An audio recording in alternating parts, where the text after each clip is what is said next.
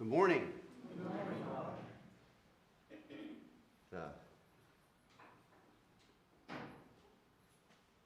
I'm sure Daily Mass people have heard this gospel a lot, and it's hard to remember what we had for lunch yesterday, so it's probably heard a few homilies about it, but the reading I've done on it is a little perplexing, because it's clear Jesus is affirming dishonesty.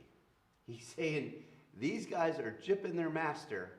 This guy is the steward, the dishonest steward, but that was smart in a way.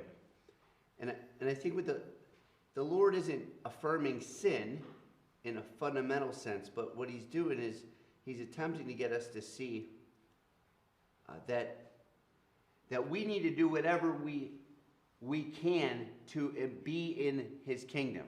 I was thinking as I was preparing for All Saints Day, the song, When the Saints Come Marching In, kept coming into my head, and I did not sing it on Monday at either of my masses, and I won't be singing it this morning. You're welcome.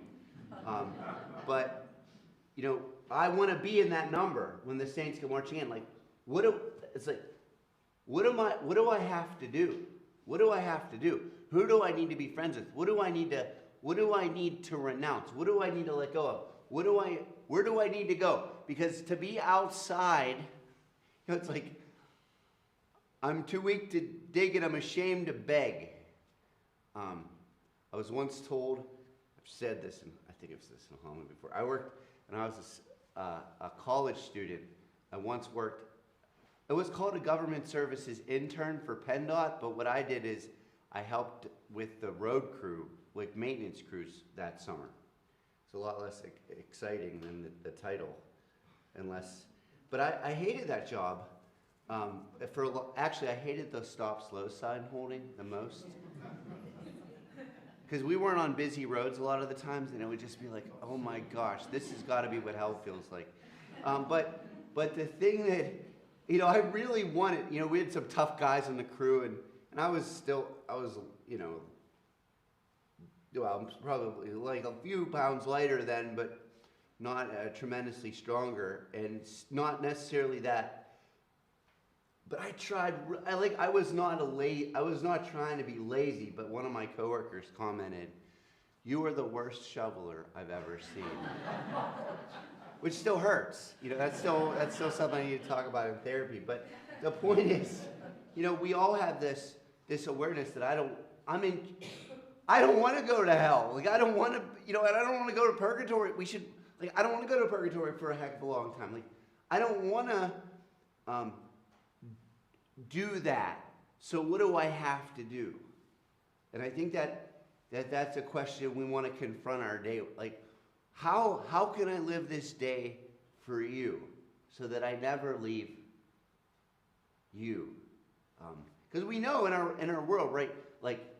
Politicians get greased so that we've had how many, I don't know if people suffer the daily indignity of reading the newspaper or not, but I do.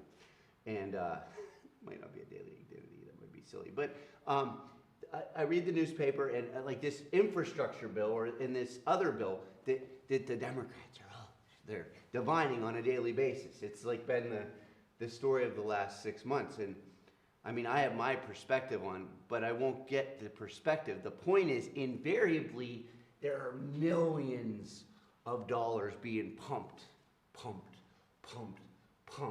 every day by lobbyists saying, that sentence on page 3,428, paragraph 1B, could you delete that?